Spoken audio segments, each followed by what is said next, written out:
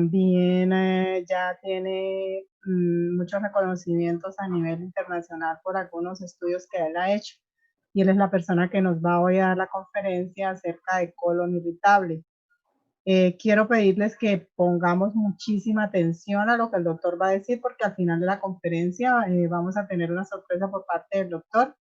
Él va a hacer la rifa de algo muy interesante, así que estemos muy atentos a todo, porque la rifa la va a hacer con una pregunta del tema que él está hoy tratando, de lo que nos va a contar acerca del colon irritable. Así que, bueno, bienvenido, doctor Hernando, ya lo tenemos en la sala. Buenas tardes. Buenas tardes, Claudia. Buenas tardes a todos. Espero que todos estén bien y que hayan sobrevivido. Definitivamente estamos viviendo momentos muy complicados, pero toca sonreírnos, toca buscar la manera de levantarnos cada día y salir a hacer nuestro trabajo, lo que tenemos que hacer, atenderle la mano a otro, ayudar a otro y a seguir. Estamos invitados a seguir y a seguir y a seguir y dar lo mejor de nosotros, porque vamos a construir una mejor ciudad, un mejor barrio, un mejor país. Hoy vamos a tener un tema que a mí me parece muy interesante, y dentro de la medicina, por su prevalencia, por su incidencia, me parece algo que todos debemos conocer y tratar, sobre todo por lo importante que es esto en la salud y por cómo esto se genera hacia toda la economía humana. Ustedes van a ver lo importante que esto tiene, la importancia que esto tiene en la salud. Cuando ustedes me digan, compartimos pantalla y empezamos. Ya puede compartir pantalla, doctor. ¿Listo? Ya estamos bien.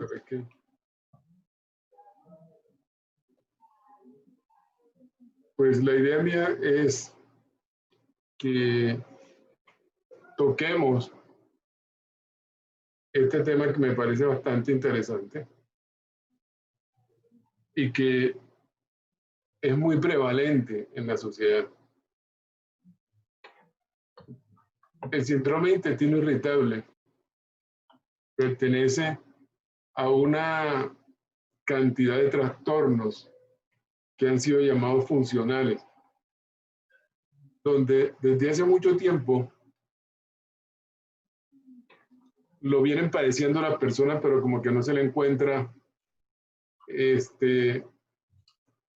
una fisiopatología muy clara. Sin embargo, en los últimos tiempos se ha venido estudiando más en detalle y se ha visto su pluricausalidad.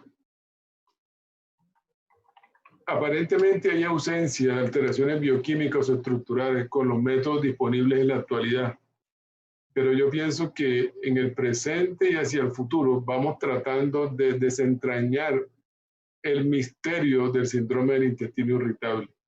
¿Qué es lo que realmente pasa en el intestino de las personas?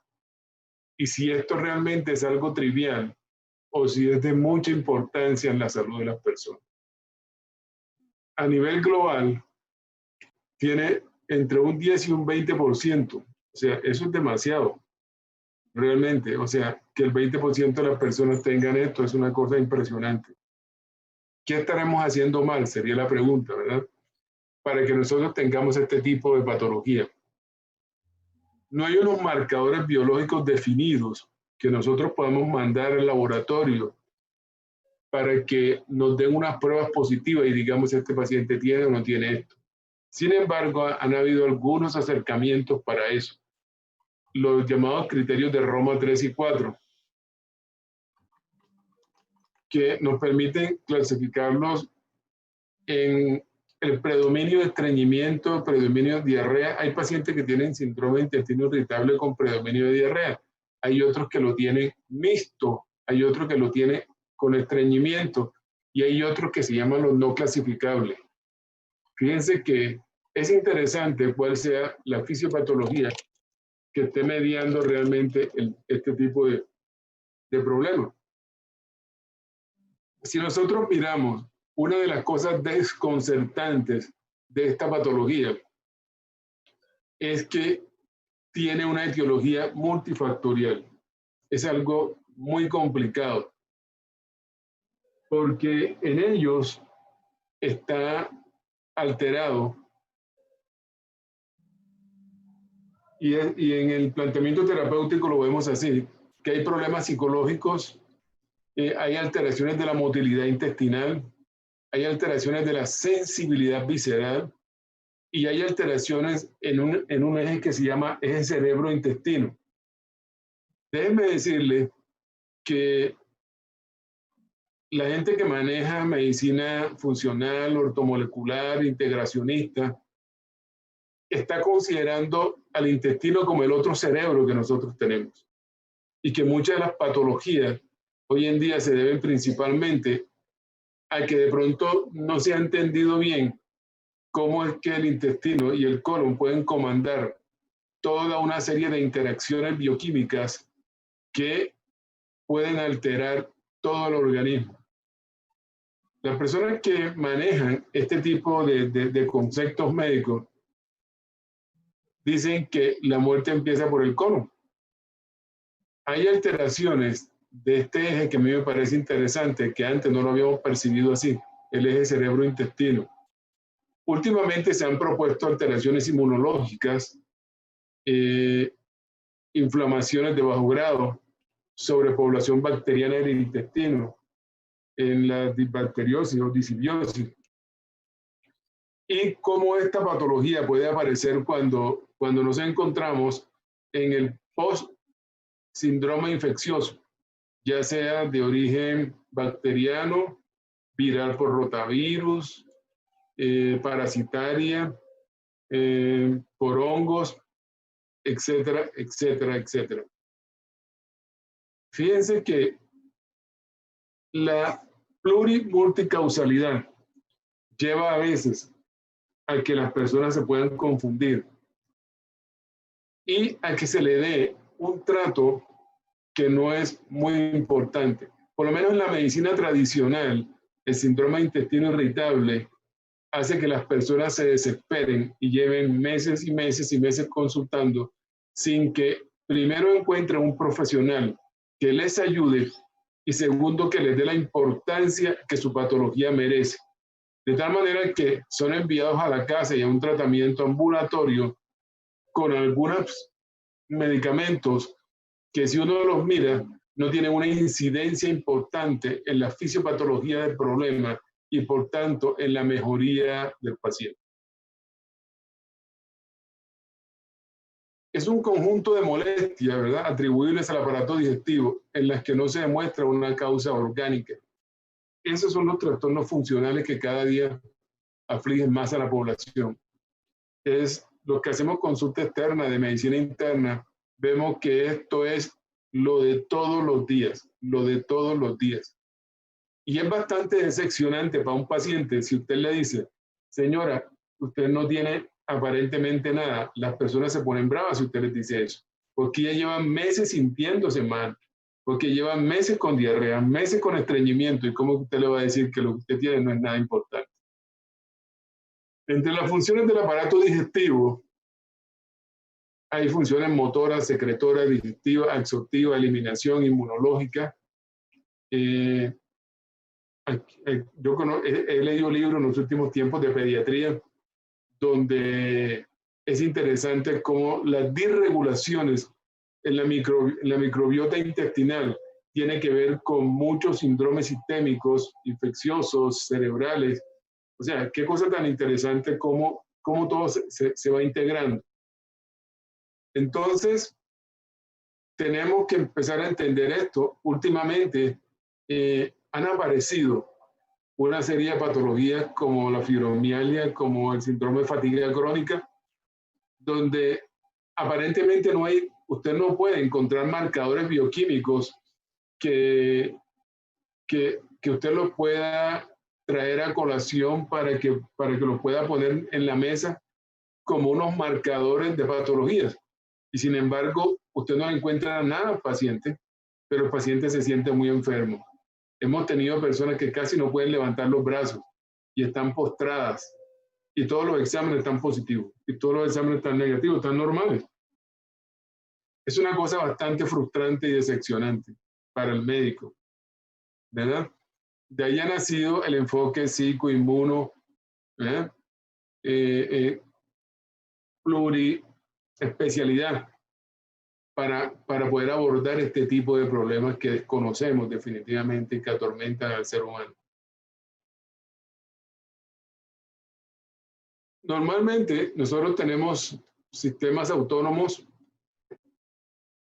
que tienen que ver con el movimiento de nuestros órganos. Nosotros nos llevamos un pedazo de pan a la boca y nosotros no le tenemos que decir al intestino, al esófago, muévase, porque el esófago tiene un movimiento que es autónomo, que no depende de nuestra voluntad.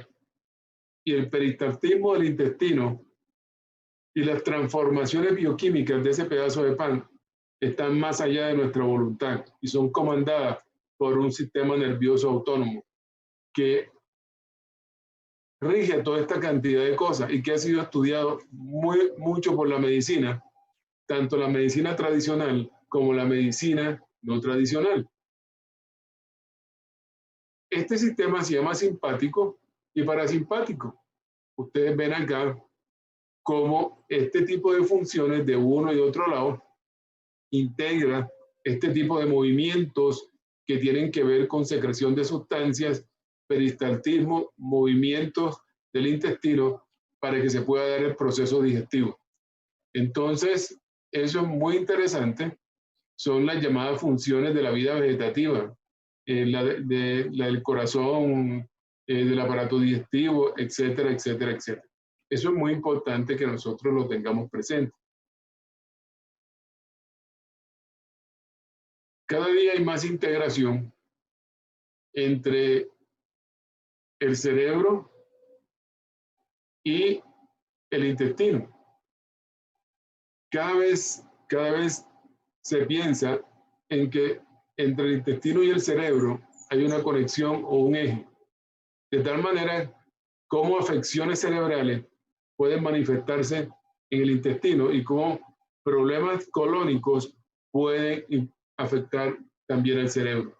Se han hecho estudios en roedores donde eso se ha puesto de manifiesto.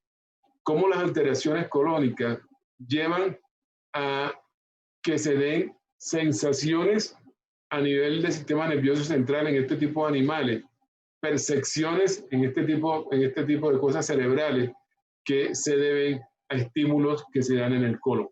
Definitivamente hay una conexión entre estos dos órganos. Esto para mostrar cómo es que estos sistemas simpático y parasimpático están mediados por todo un sistema bioquímico que secretan una cantidad de sustancias como serotonina que modula la motilidad, la secreción y la sensibilidad. O sea, es a través de este complejo sistema bioquímico cómo es que se da el movimiento de todo el peristaltismo, de las secreciones y que se llega a optimizar el proceso digestivo. Si ocurre cualquier desbalance, vamos a tener una cantidad de problemas en el sistema digestivo. ¿Cuán importante es que nosotros le demos importancia a nuestro sistema digestivo?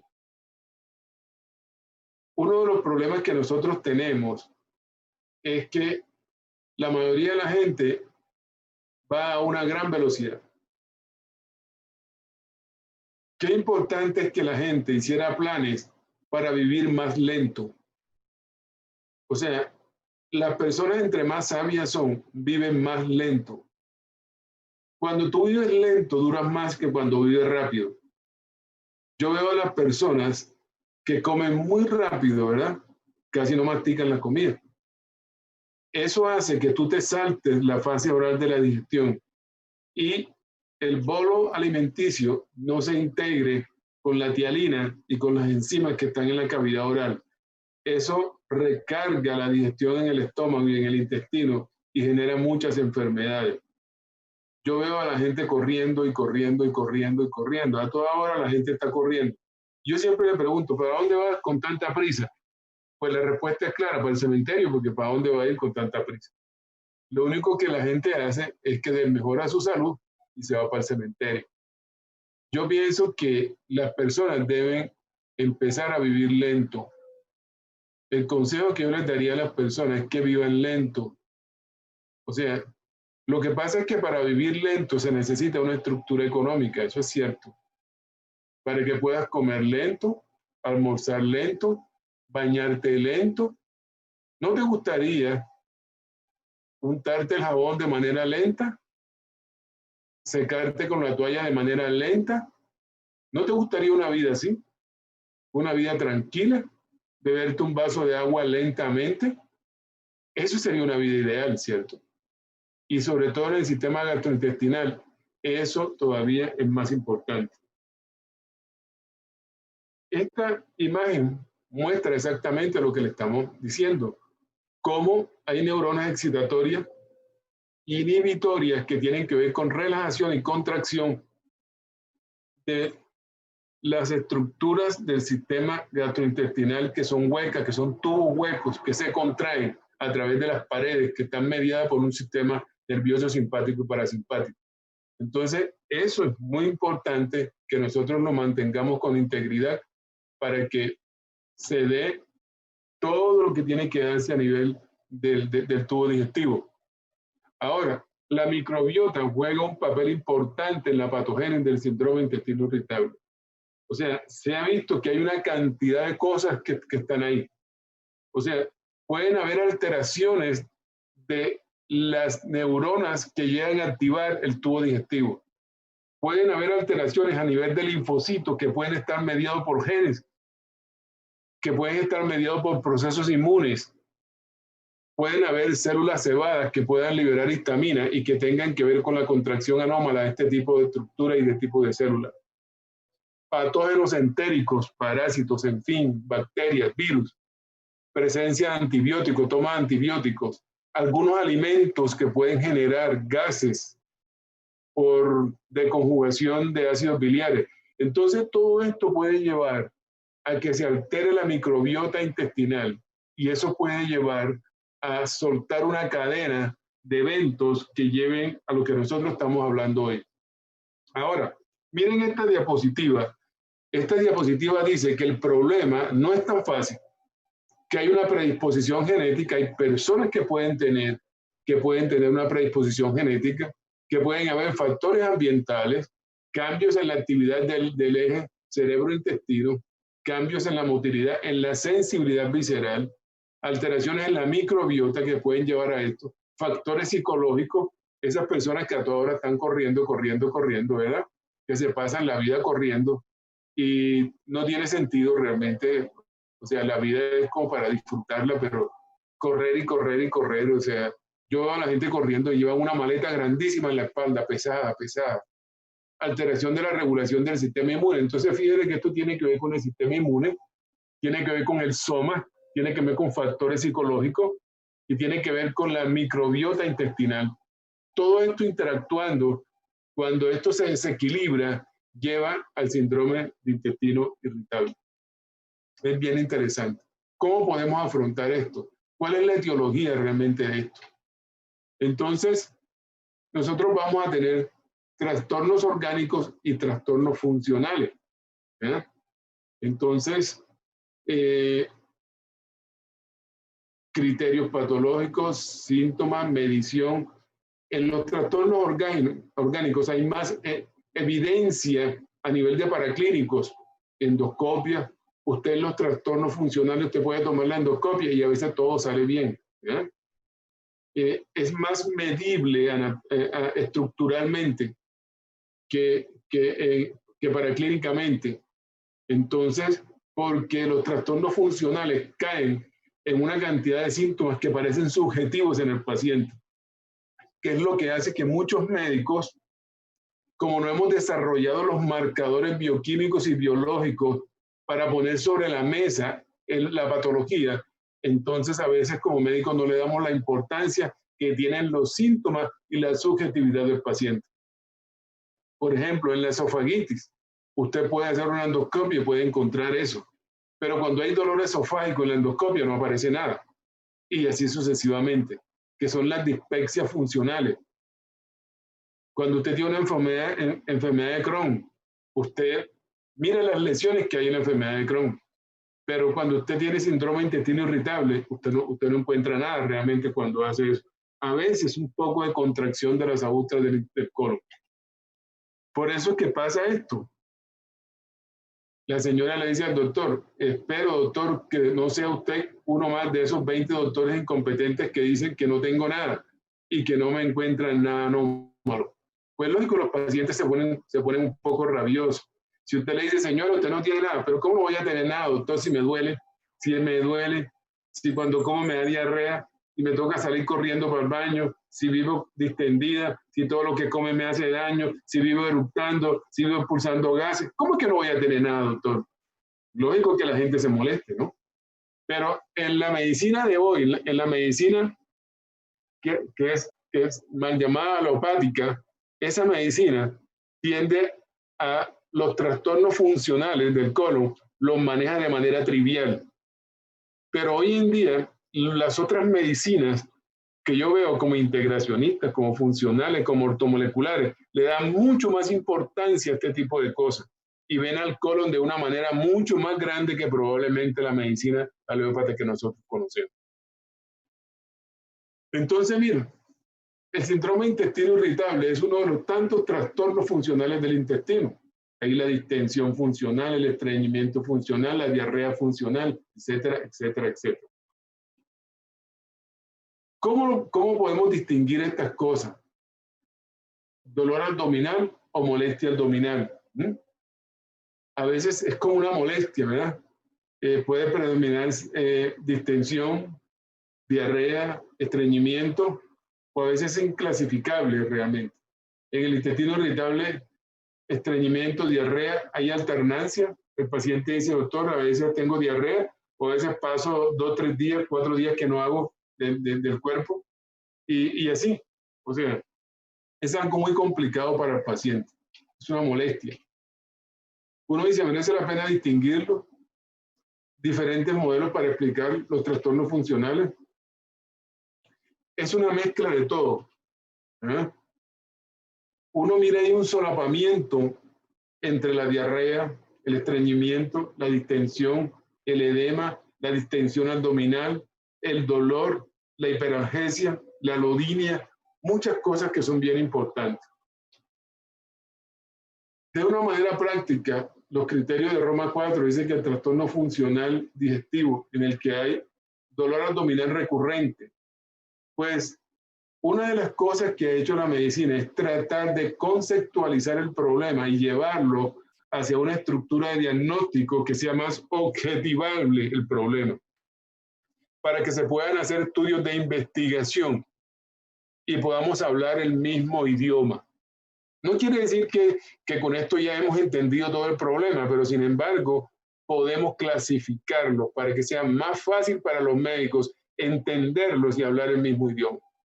Entonces podemos decir que al menos podemos tener dolor abdominal recurrente un día a la semana en los últimos 3 meses. Relacionado con la defecación, se asocia con cambios frecuentes en las deposiciones, con cambios en la consistencia de las heces. Yo no le traje una imagen como de 50 clases de materia fecal que es eliminada por este tipo de pacientes para que ustedes vieran la clasificación de Bristol en la manera como definitivamente se eliminan las heces. Son criterios durante más o menos 3 meses y comienzo en los últimos 6 meses. Más o menos son los criterios para decir que este paciente, podemos decir que según los criterios de Roma 4, que son las últimas clasificaciones, tenga un síndrome de colon irritable.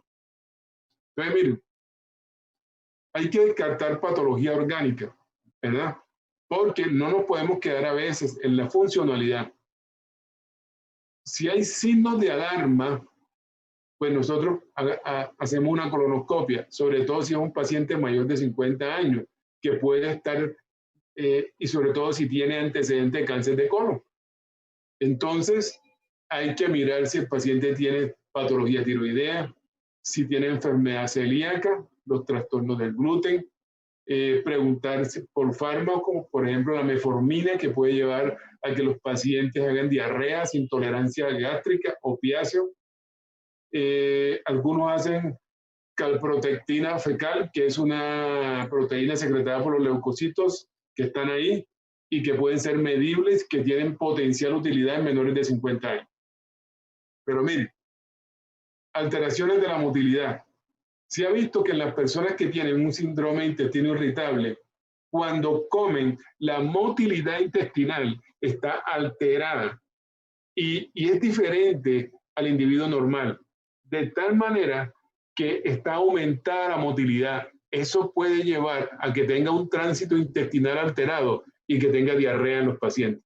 Entonces los pacientes comen y al rato salen disparados para el baño, con urgencia prácticamente, hacen una urgencia intestinal.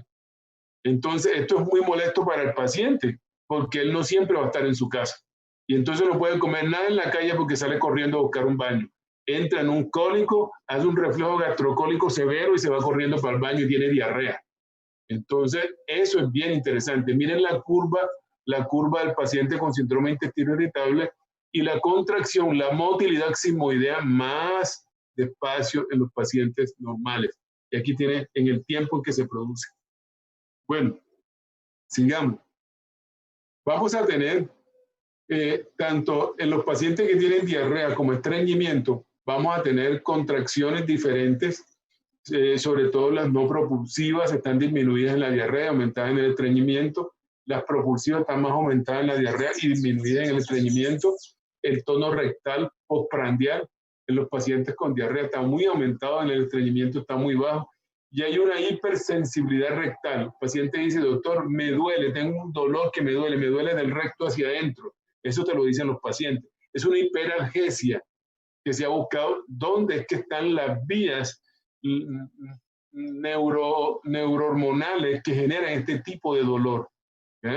Es algo muy interesante, pero el paciente se queja de un dolor terrible. Las alteraciones de la sensibilidad.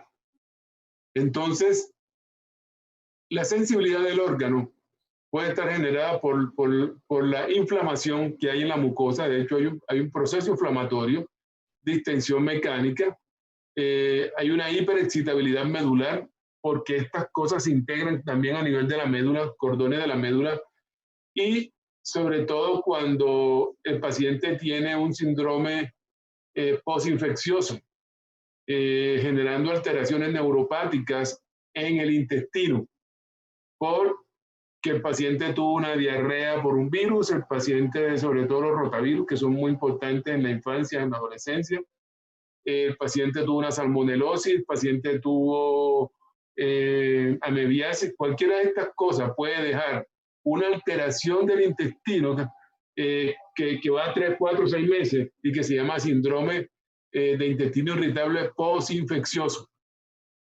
O sea, esto genera una cosa que se llama hipersensibilidad visceral. O sea, el paciente puede sentir cosas que una persona normal no sentiría. Por ejemplo, hay una alteración en la manera como la persona percibe los dolores a nivel gastrointestinal. Estímulos anormales, estímulos repetitivos sobre el intestino, inflamación aguda, infección, traumatismo neurológico, operaciones, etcétera, etcétera. Miren cómo esto funciona. Hay una hipersensibilidad dolorosa que tiene dos propiedades. Puede manifestarse como alodinia, que es un estímulo que normalmente no es doloroso y puede provocar dolor. Un estímulo que normalmente no es doloroso puede provocar dolor en una persona que tiene este problema. Y la hiperalgesia es un estímulo doloroso previo que induce una respuesta dolorosa exagerada. Una cosa que no debe doler tanto en el paciente duele mucho. No solo en el tejido agredido, o sea, esto es una de las cosas más interesantes, lo que llaman una alodinia hiperalgesia primaria, sino que puede darse en tejidos sanos próximos o algunas veces distantes. O sea, el problema se genera en el colon, pero puede doler lejos del colon. Y eso es muy interesante. Ahora, esto es una de las cosas que a mí me apasiona más de esto. O sea, la relación entre la microbiota con la fisiología intestinal. O sea, ¿qué tienen que ver las bacterias que hay en el colon y en el intestino con la aparición de este tipo de eso? Entonces, miren que en el intestino hay un equilibrio Hay un equilibrio en la cantidad de bacterias que hay dentro del intestino.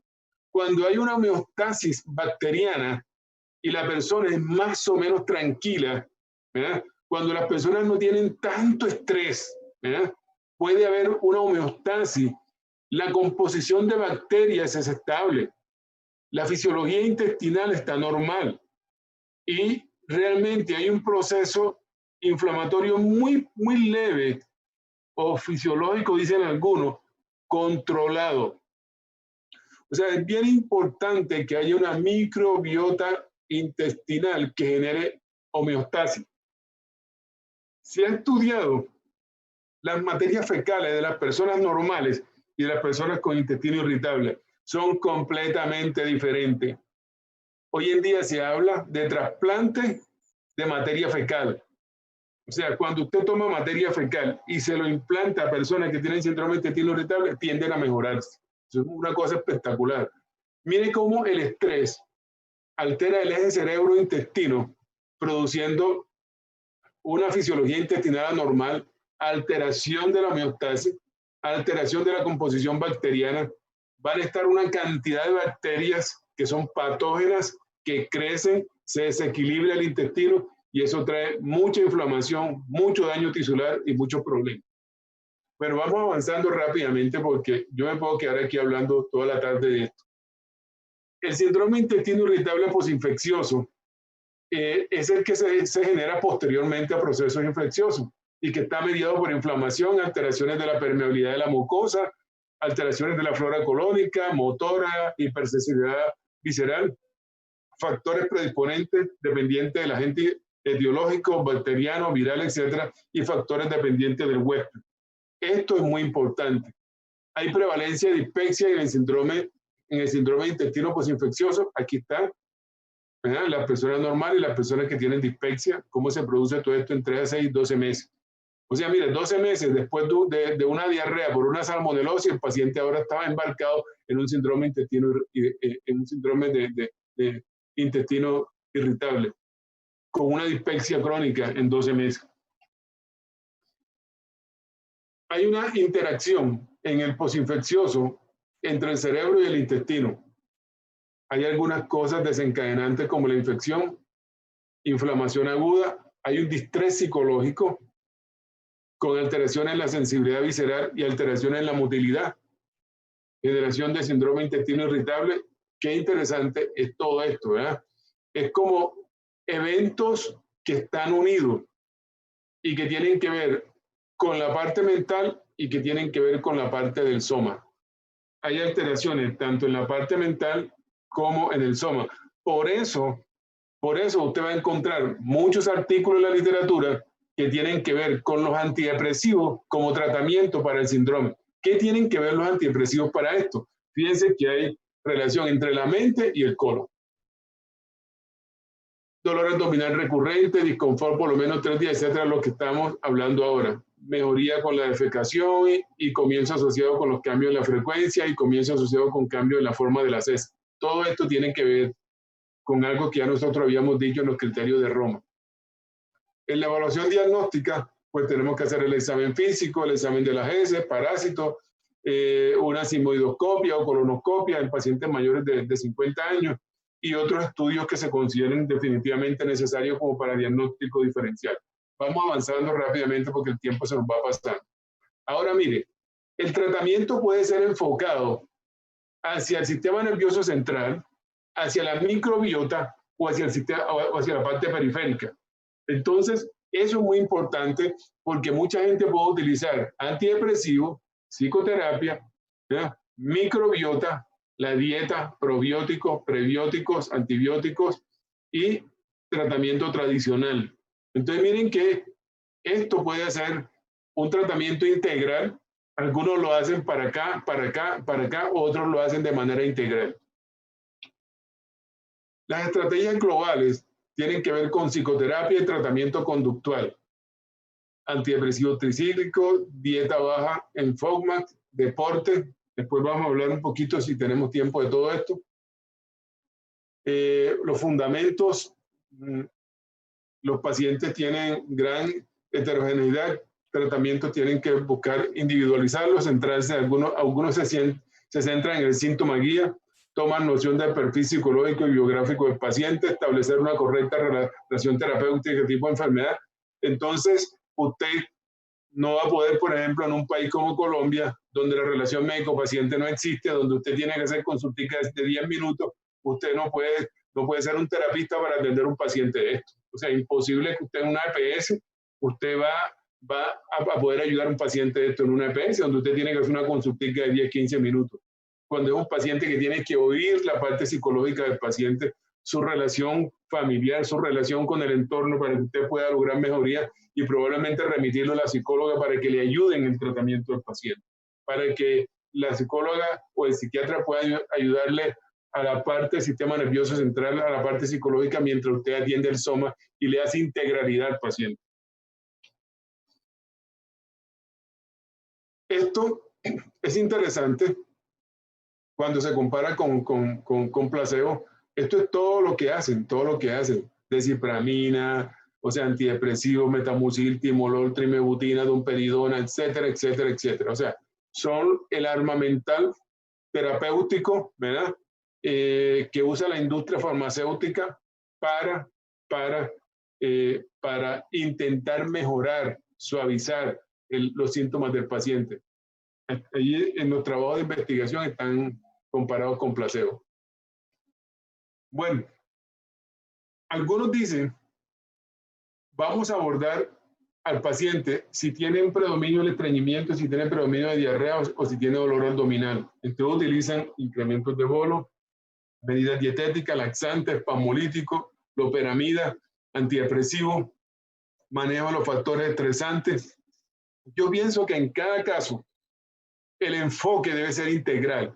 El enfoque del paciente debe ser integral, mirando los problemas que tiene el paciente, el estrés que tiene el paciente y las alteraciones dietéticas que tiene el paciente. La mayoría de las personas que no hacen una dieta correcta tienen muchísimo más de estos problemas, ¿verdad? Porque uno tiene que llevar una dieta un poquito integral. Eso de comer un pedazo de pollo, ¿verdad?, con una tajada de plátano amarillo y un vaso de Coca-Cola no nos va a servir mucho, realmente. Es una dieta carencial, privada de oligoelementos que son muy importantes en la bioquímica de las enzimas que comandan las mitocondrias y todo el aparato de productividad del cuerpo. Si nosotros seguimos comiendo ese tipo de dieta, vamos a estar viejos a los 50 años y vamos a parecer ancianos a los 45, que es lo que estamos viendo hoy. ¿Entiendes? Eso es uno de los problemas que tenemos. Una dieta privada de los oligoelementos que están en toda la naturaleza y que nosotros no lo estamos haciendo así. Entonces, fíjense, esta es una cosa muy interesante.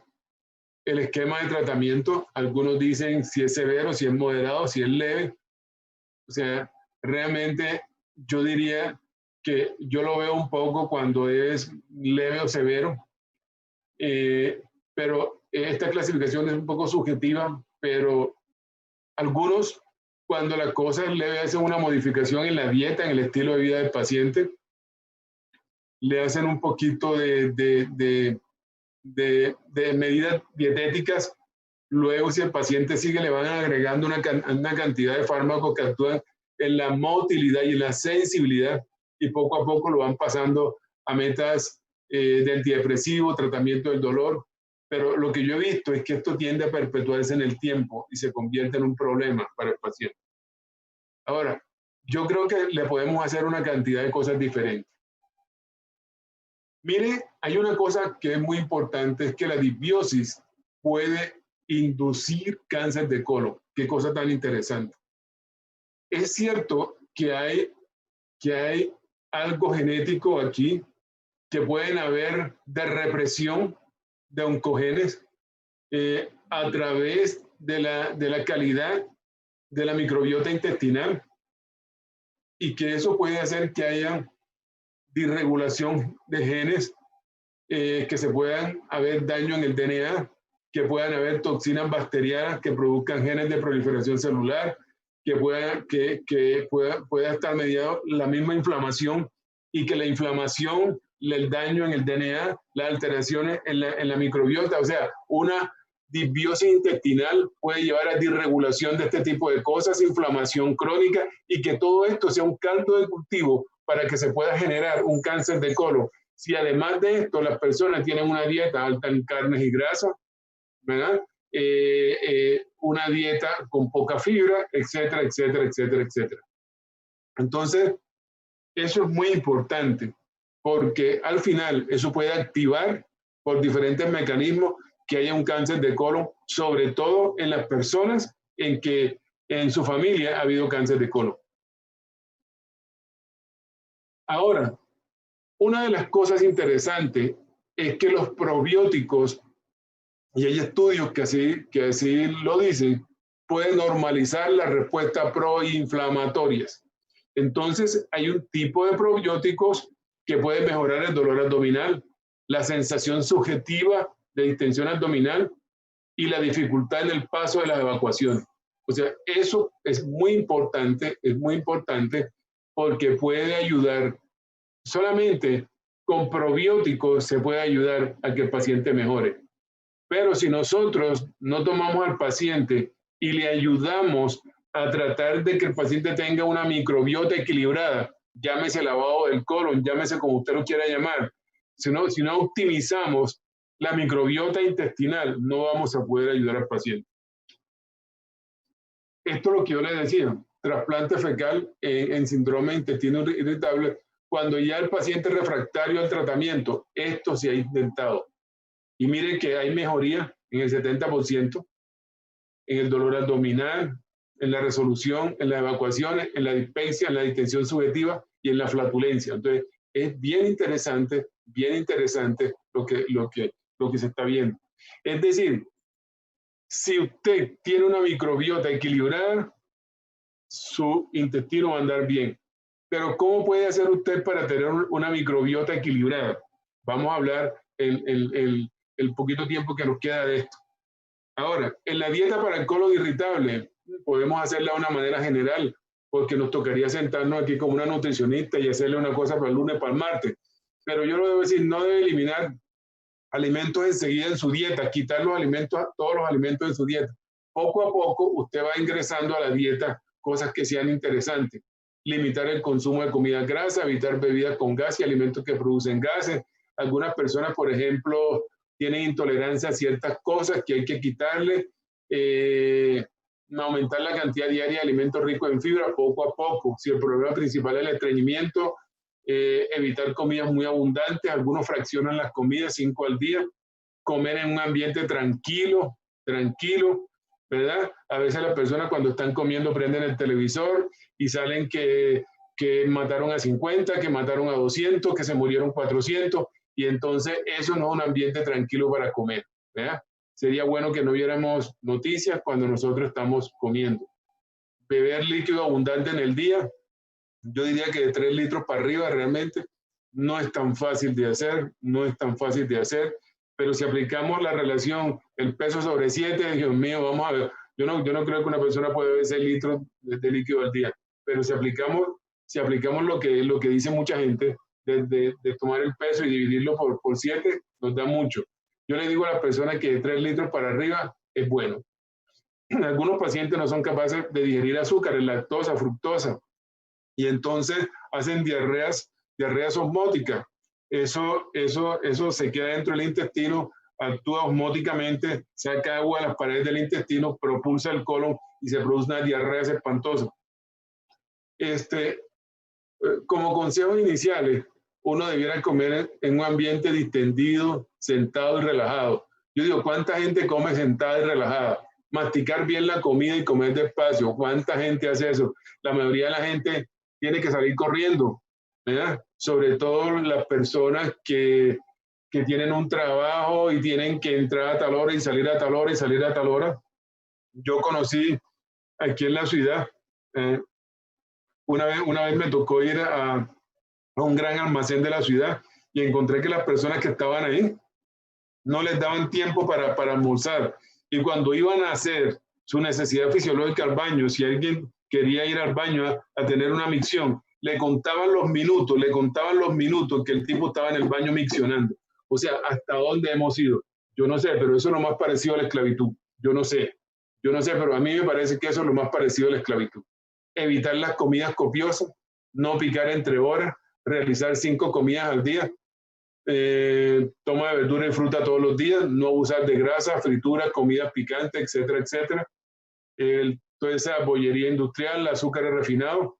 La bebida principal debe ser agua, la gente toma mucho Coca-Cola, yo me veo a la gente que trabaja en los hospitales, o sea, ustedes ven que la gente 2, 3 litros de Coca-Cola, increíble, increíble. Bueno, esto es algo de las recomendaciones, pero realmente hay que sentarse con la nutricionista y tratar de hacer una dietica de acuerdo a las necesidades que tengan las personas. Yo no le quise poner muchas cosas porque hay que hacer eso. La dieta baja en forma, que es, la palabra es un acrónimo, fermentable, oligosacáridos, disacáridos, monosacáridos y polioles. Son carbohidratos presentes en la dieta que pues, por sus características se han propuesto que pueden actuar como agravantes de los síntomas del síndrome de intestino irritable. Hay algunas personas que pueden tener oligosacáridos fermentables. Se trata de fructo oligosacáridos, galacto oligosacáridos. Los primeros o fructanos están en algunos vegetales, frutas y cereales. Algunas personas, hay un tipo de frutas, de cereal, de trigo, que no toleran. Entonces, disacáridos como lactosa, sacarosa, monosacáridos como fructosa, pueden hacerlo los polioles, sorbitol, manitol, xilotol, que se encuentran en una multitud de alimentos edulcorantes, los aditivos, toda esta cantidad de cosas de polioles pueden ayudar a que se inflame el intestino y pueda producir esto. ¿Cuál es el fundamento? Pues que cada componente de la forma puede causar la clínica por distintos mecanismos.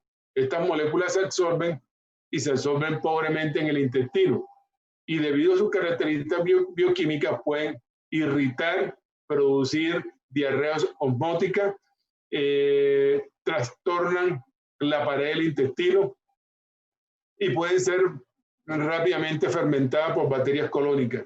Y esto hace que se produzcan alteraciones en el colon, crecimiento de bacterias patógenas y que pueden generar gases, fermentación, distensión, activando lo que le llaman el sistema neuroentérico que desencadena el síndrome de intestino irritable. La baja de la dieta FODMAP se encuentra en la restricción global de estos azúcares porque la sumatoria en la dieta de estos productos supera la capacidad digestiva individual y provoca los síntomas. Entonces hay que identificar este tipo de cosas, sentarse con la nutricionista y decir, mira, estas son las cosas que te hacen daño de tu dieta FODMAP y qué cosas tú puedes sacar y qué cosas puedes dejar en la dieta. Ahí están, hay una cantidad de cosas, ¿verdad? Cosas que pueden ayudar y que pueden mejorar al paciente. Entonces uno tiene que identificarlos y mirar qué cosas el paciente dice, doctor, cuando como tal cosa, cuando como tal otra, siento distensión, y hay que hacer como una ficha y quitarle esas cosas al paciente. Ahí está una cantidad de cosas que pueden ayudar al paciente en cereales, en verduras, en frutas, en legumbres, qué cosas y qué cosas están dentro de la dieta FODMAP y qué cosas están dentro de la dieta no FODMAP y que uno puede ayudarle al paciente. Ahí está la lista. Realmente eso toca sentarse con la nutricionista y ayudar. Puede haber intolerancia realmente, mirar si el paciente tiene realmente intolerancia o alergia realmente, o sea, eso es muy importante, que hagamos como la diferencia, ¿verdad? Cuando hay alergia, hay mecanismos inmunológicos que están mediados por inmunoglobulina E, por células cebadas, por degranulación de estas células que pueden producir alteraciones en el intestino. Y la intolerancia son mecanismos no inmunológicos, enzimáticos, que pueden llevar a que el paciente tenga distensión. Entonces hay mecanismos inmunológicos y mecanismos no inmunológicos dependientes si es una intolerancia o si es una alergia alimentaria que el paciente tiene. ¿Qué otra cosa le digo por aquí? Hay muchas cosas. Los pacientes que tienen deficiencia de lactasa, por ejemplo, la población adulta, algunas poblaciones indígenas prácticamente tienen deficiencia de eso. la mayoría de los adultos toleran entre 12 y 15 gramos de lactosa a pesar del déficit, pero uno ve más deficiencia de lactasa en los adultos que en los niños, evidentemente. Casi siempre las deficiencias de lactasa son adquiridas. Puede haber congénita, pero esto es muy raro, muy raro. La disbiosis intestinal, yo pienso que es una de las cosas que nosotros tenemos que mirar. O sea, tú tienes que trata de que tu colon esté lo más sano que tú puedas. O sea, trata de hacer, entre comillas, lo que llamamos lavado del colon. Optimiza tu microbiota colónica. Optimiza tu microbiota intestinal. Porque cuando hay infecciones intestinales, eso se trastorna. En las edades avanzadas, donde el sistema inmunológico está en el piso, en el consumo de antibióticos, sedentarismo, estrés, insomnio, tabaco, alcohol, malos hábitos intestinales, agentes contaminantes. Esto puede llevar a que tú puedas tener un desequilibrio en las concentraciones de bacterias del intestino. Si tú optimizas las bacterias de tu colon va a estar sano.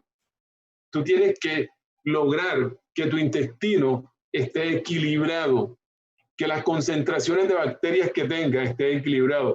¿Cómo lo puedes hacer? La medicina tradicional no hace eso, pero lo que hemos visto es que cuando tú estás pendiente de que tu colon esté limpio y tú le siembras bacterias adecuadas a tu colon, hay menos chance de que tu colon haga este tipo de cosas. O sea, de que tengas un colon sano, un ambiente microbiológico sano, lleva un colon sano y por ende a que la paciente esté mejor. Hemos visto personas con dolor de cabeza, con manchas en la cara, con una cantidad de patologías que se deben al colon. Y vienen y la gente les manda analgésico, una cosa, cremas, una cosa, y el problema está en un colon sucio. El colon sucio puede llevar a todo eso. Entonces, la disbiosis intestinal puede generar este tipo de cosas. Bueno, vamos entonces llegando a unas conclusiones. Entonces, el diagnóstico es clínico y real. En determinadas circunstancias decide descartar patología orgánica. Claro que sí, no se nos puede pasar que el paciente tenga realmente un cáncer de colon y no un síndrome de intestino irritable. La concordancia entre el diagnóstico entre la atención primaria y especializada favorece la aceptación de la patología del paciente. No siempre esto se da. Las intolerancias a alimentos son un fenómeno secundario. La relación médico-paciente es fundamental, pero necesitamos tiempo para que la acción terapéutica de la relación médico-paciente se dé. Un médico que tenga el tiempo de ir a su paciente, que lo pueda escuchar y lo pueda ayudar. Eso es muy importante. Individualizar los casos también es muy importante. Oír al paciente es muy importante. Entonces, hay que mirar cómo nosotros podemos hacer esto. Los inhibidores de la bomba de protones como el omeprazol, el esomeprazol, el lansoprazol y todos los prazoles, los cambios en la dieta, probióticos, prebióticos, antibióticos, luminales pueden modificar la microbiota en el síndrome de intestino irritable. Esto ha llevado a utilizar antibióticos no absorbibles, por rifaximina. La interacción entre la dieta alta en grasa, ácidos biliares, puede estar relacionada con muchas patologías para que hayan bacterias que producen algunas sustancias que fermentan y otras sustancias que pueden ser protectoras. El trasplante de microbiota fecal es una opción terapéutica cuando ya no hay más nada que hacer realmente. Entonces, yo les voy a comentar rápidamente una opción terapéutica que a mí me parece que es muy importante y que a mí me ha dado muchos resultados. Uno puede hacer dos cosas, o manda pepas y pepas y pepas, o uno trata de ir a lo que uno cree que tiene el paciente, a mejorar el equilibrio colónico del paciente después de haber quitado toda la parte psicológica que esté con muchos problemas y ayudar al paciente. Si hay que ir a un psicólogo, hay que llevarlo al psicólogo. Pero una de las cosas que nosotros podemos hacer es mirar este tipo de biomoléculas que ya están listas y que están en el mercado y que pueden ayudar a que nosotros podamos tener una salud digestiva. Entonces, Nosotros podemos utilizar este tipo de cosas, por ejemplo, si usted coge este test, que es una mezcla deliciosa de hierbas para respaldar la salud y el balance interno, el funcionamiento saludable del intestino, y usted hace que su sistema esté limpio y saludable, usted puede utilizar este test que puede limpiar y detoxificar el intestino. ¿Cómo lo hace? Contiene toda una cantidad de hierbas que ayudan a respaldar la salud del colon, ayuda a limpiar la salud del colon, ayuda a que hayan bacterias que sean no patógenas, tiene agradable sabor, por ejemplo, porque algunas de las cosas que se están utilizando hoy saben horrible. Este es un té muy sabroso que te puede ayudar a que tú puedas lavar el colon. Tú debes hacer esto cada 6 meses, puedes hacer esto. Mira que son puros ingredientes naturales. ¿Eh? Espino, naranja, hojas de cena, té verde, en fin, una cantidad de cosas que cuando se mezclan pueden ayudar a tu intestino a que tenga un equilibrio realmente en la microbiota intestinal. Y si después que tú laves todo eso con todo esto, le siembras bacterias buenas en el colon con probióticos, la cosa va a funcionar mejor. Entonces, este té te ayuda a limpiar el intestino. Es una de las cosas que nosotros podemos hacer. Algo que yo le digo a mi paciente, en vez de utilizar toda esa cantidad de propulsores que son tóxicos, yo le digo a mi paciente, mira, Fitolac es una buena cosa para limpieza y detoxificación. Promueve un peristaltismo a través de hierbas, promueve un peristaltismo más saludable. Tiene jengibre, tiene una cantidad de cosas que lo promueven de manera natural, porque hay muchas cosas, el Dulcolax, que se les maneja mucho a los pacientes, que realmente no le hace mucho a los pacientes. Entonces, mire de qué está hecho esto, ¿verdad? Cáscara sagrada, jengibre, extracto de corteza de espino cerval y casco de nogal negro. Todo esto, si ustedes lo buscan y lo investigan, esto ha sido tradicional y milenario en muchas culturas para mejorar los trastornos colónicos. Ahora ya de manera medicado se produce en una sola pastillita y eso es muy interesante. O sea, ya existe la manera de mejorarnos de manera natural y de curarnos de manera natural. Entonces está sugerido para estreñimiento agudo y crónico, es un laxante natural, promueve la evacuación diaria, promueve la función de limpieza saludable, mejora la absorción de nutrientes y desintoxica el colon. Entonces es muy interesante hacerlo. Lo hemos hecho y los resultados son espectaculares. Otra de las cosas que debemos hacer, siempre que nosotros vamos a iniciar tratamientos grandes en los pacientes, una de las cosas que hemos aprendido de los médicos ortomoleculares es que ellos siempre equilibran la microbiota intestinal. Ellos siempre equilibran la microbiota. Dicen, si nosotros no lavamos el colon, así dicen ellos, lo expresan así, el paciente no se va a mejorar con lo que le mandemos. Y tiene mucho de lógica definitivamente, porque el colon tiene mucho que ver en la homeostasis, no solamente local, sino de todo el cuerpo. Esta es una fibra que a mí me parece excepcional por lo que hace. Es una cosa que usted puede utilizar en 10 días. Con esto usted limpia y desintoxica el colon. Tiene un respaldo mundial, es una cosa seria. Ahora hay mucha cosa por ahí que definitivamente no sirve. O sea, esto es una cosa seria. Es una cosa que lleva 22 años en el mundo, que ha demostrado que ayuda y que es una opción terapéutica que nosotros podemos utilizar para limpiar el colon. Está hecha con toda esta cantidad de cosas, toda esta cantidad de ingredientes.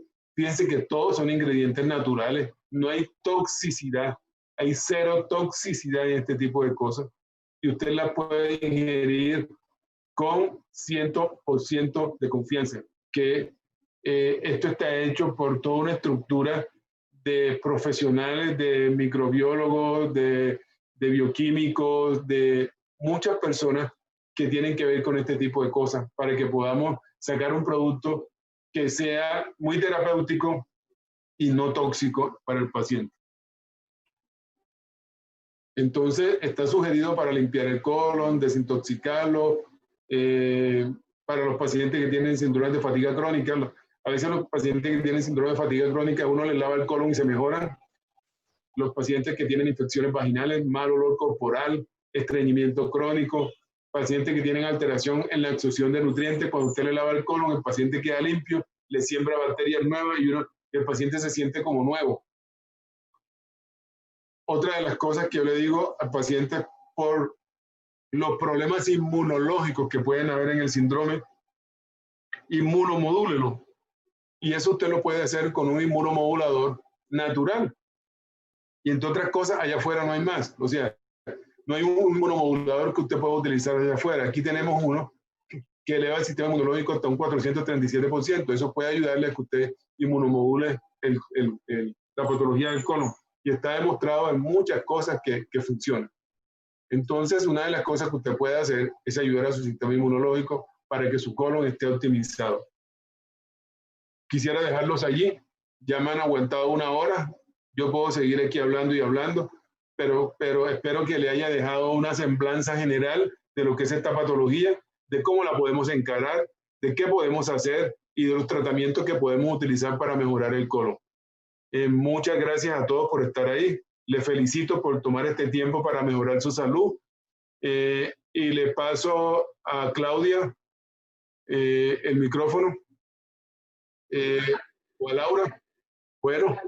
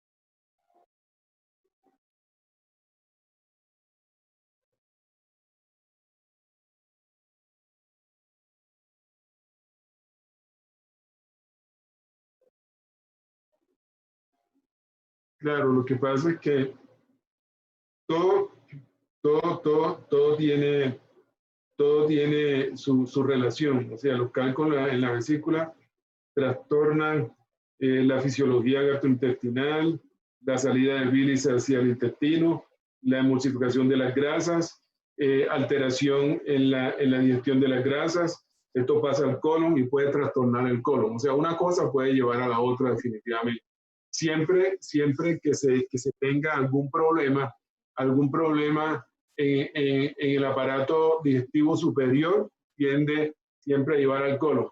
Los pacientes, por ejemplo, que toman bastante omeprazol, tienen un problema. O sea, cuando nosotros tenemos una alteración del pH del estómago, la mayoría de los médicos nos dan omeprazol.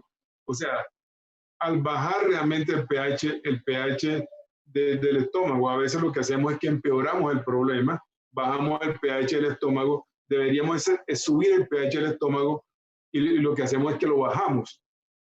Yo me acuerdo de una señora que llevaba como 10 años tomando omeprazol, ¿verdad? Y lógico, cuando tú das omeprazol, hace que las proteínas no se empiecen a desdoblar bien y todo eso llega al colon y altera el colon y produce síndrome de colon irritable. Y la gente toma omeprazol. El omeprazol puede producir demencia, puede producir cáncer, puede producir una cantidad de cosas si tú lo utilizas por 10, 15 años, ¿verdad? Entonces, ¿qué le dije yo a la persona? Mire, usted coja un poquito de limón, exprima unos limones, lo echa en agua y toma eso durante 3 meses. ¿Qué estamos haciendo nosotros? O sea, aumentar el pH del estómago, tratar de mejorar lo que está pasando en el estómago. O sea, es como devolver un poco la función del órgano. Cuando el pH se mejoró, a la persona se le quitó la gastritis y se le quitó el reflujo. Y llevaba 10 años tomando omeprazol. Y con una cosa sencilla como limón, pudimos restablecer el pH del estómago y la persona se mejoró. Entonces, yo creo en ese tipo de cosas que son naturales, pero que son muy científicas y que es un abordaje un poco diferente de la medicina.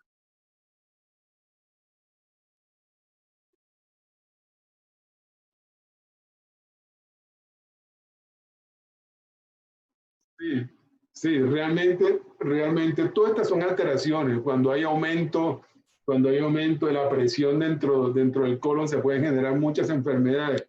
O sea, lo que podemos hacer es intentar por lo menos llevar un poco de salud al colon, como yo digo, lavarlo entre comillas, ¿verdad? Porque nosotros no colocamos, como hacen algunas personas, un tubo por el recto y le echamos agua con jabón.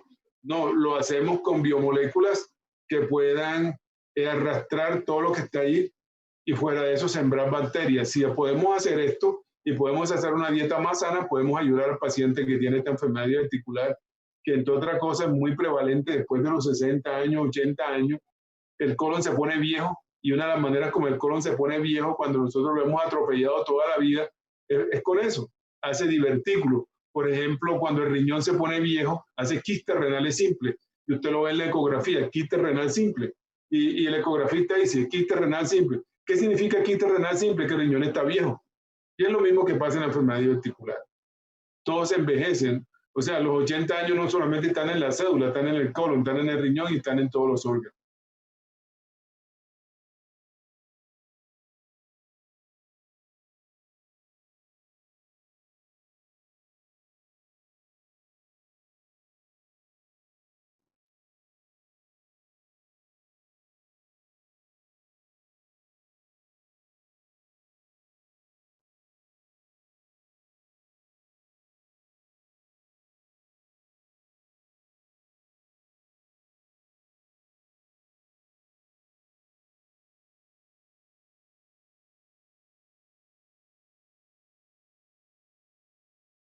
Pues realmente uno debiera tener una dieta simple y ojalá consumir los alimentos posterior a que son hechos, ¿verdad? A veces cuando usted guarda los alimentos de un día para otro, a veces los alimentos pueden contaminarse cuando usted los calienta, lo que produce una proliferación bacteriana. Y entonces esas bacterias producen a su vez toxinas bacterianas que se pegan al intestino y producen diarreas en los alimentos calentados. Los alimentos calentados pueden a veces tener una infestación por bacterias y que a su vez producen toxinas bacterianas que se pegan al ribete en cepillo que hay en la mucosa intestinal y eso genera daño en las células del intestino y produce diarreas. O sea, sería bueno que nosotros no utilizáramos tanto calentar y calentar, sino que consumiéramos los alimentos posterior a hacerlo. Son mucho más saludables.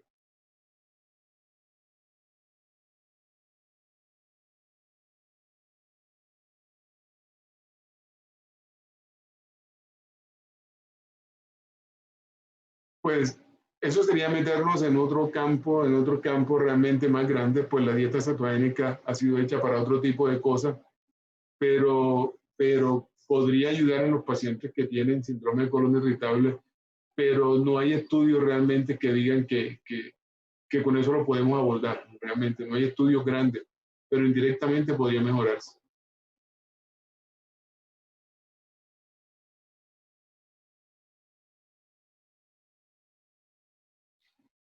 Pues, a ver, yo diría a las personas que tienen colon irritable que mejor no tomen café. O sea, muchas personas me preguntan, si nosotros quitamos la cafeína del café, ¿será que sí, el café descafeinado, uno diría que podía ayudar al paciente?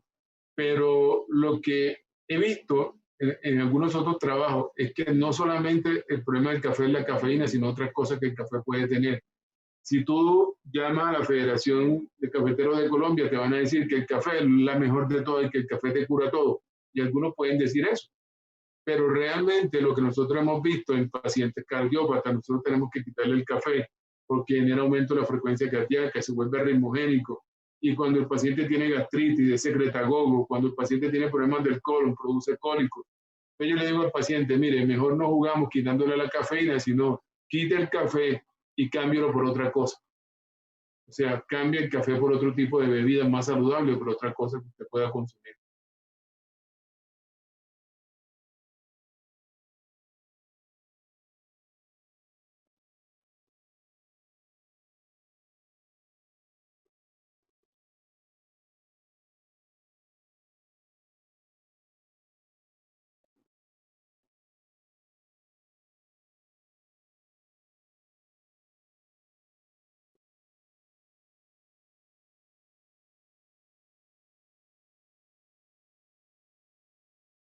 Bueno, yo realmente no soy muy experto en niños, no veo realmente tantos niños, pero, pero todo tiene que ver con, o sea, una de las cosas que se ha visto, por ejemplo, es que los procesos de arteriosclerosis empiezan tempranamente en la infancia. En estudios que se han hecho en autopsias de infantes, es que ya se ha visto que hay endurecimiento de la aorta y de muchas arterias y que hay una disfunción del endotelio, que es un órgano que está pegado por dentro en las arterias.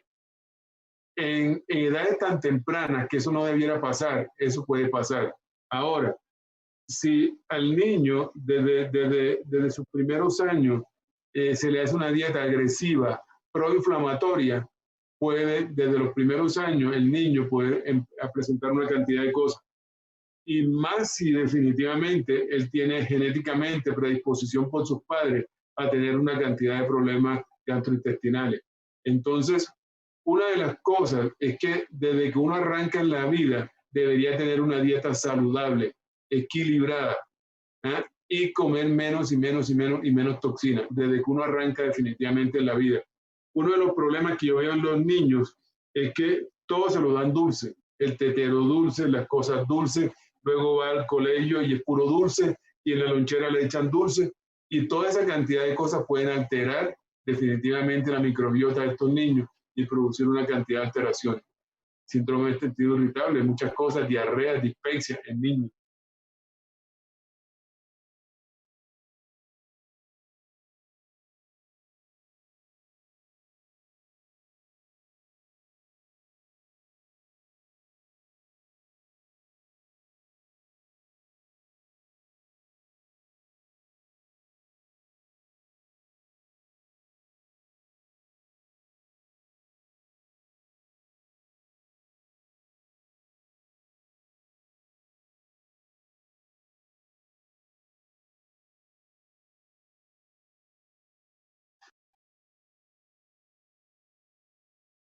Sí, una pregunta, correcto.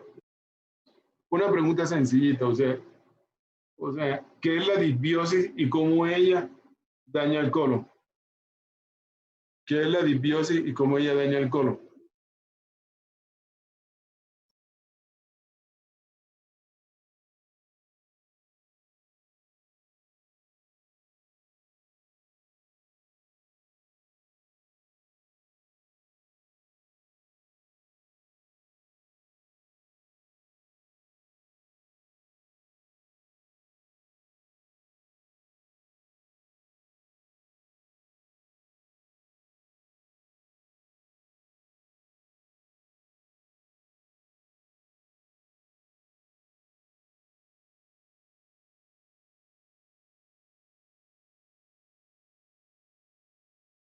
Pues las respuestas han estado como muy parciales realmente.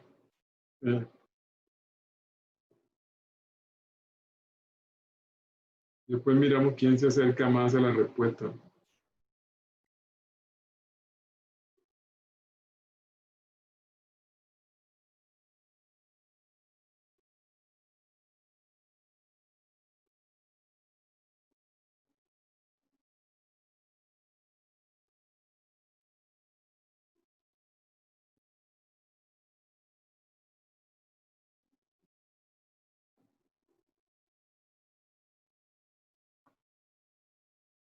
Bueno, yo creo que, digámosle a la gente más o menos cómo podría ser la respuesta, ¿verdad? O sea,